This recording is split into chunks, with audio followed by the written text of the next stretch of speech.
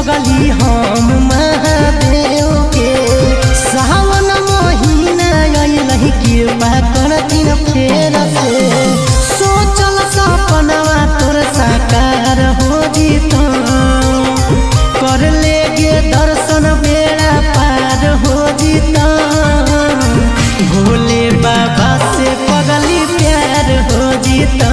हाँ कर लेगे दर्शन बेड़ा पार हो जीता मोर महादेव से गे प्यार हो जीता।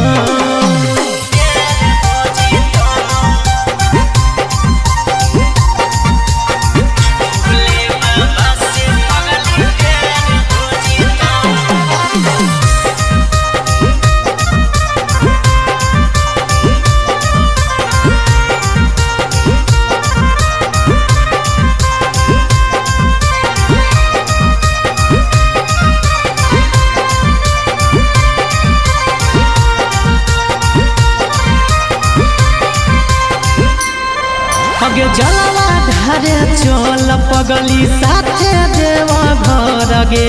बाबा के नगर मांगे हाँ सुनर एगो बर गे अगे जलवा ढारे चल पगली साथे देव घर गे बाबा के नगर मांगे हाँ सुनर एगो बर गे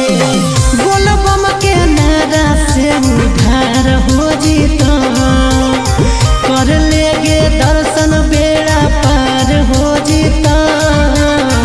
भोले बाबा से पगली प्यार हो जीता हाँ कर लेगे दर्शन बेड़ा पार हो जीता मोर महादेव से गे प्यार हो जीता।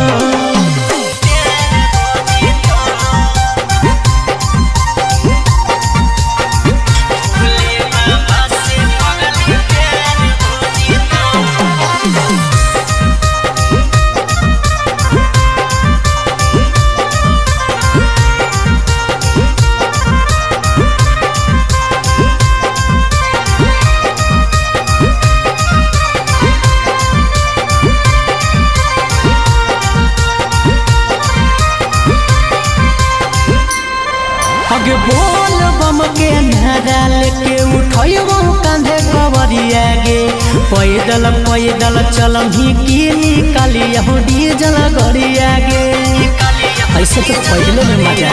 अगे बोल बम के नारा लेके उठैबो कांधे कवरिया गे पैदल पैदल चलही की निकाली हो डीजल गरिया गे सागर बेदर्दी कहो जोगाड़ हो जीता कर लेगे दर्शन बेड़ा पार हो जीता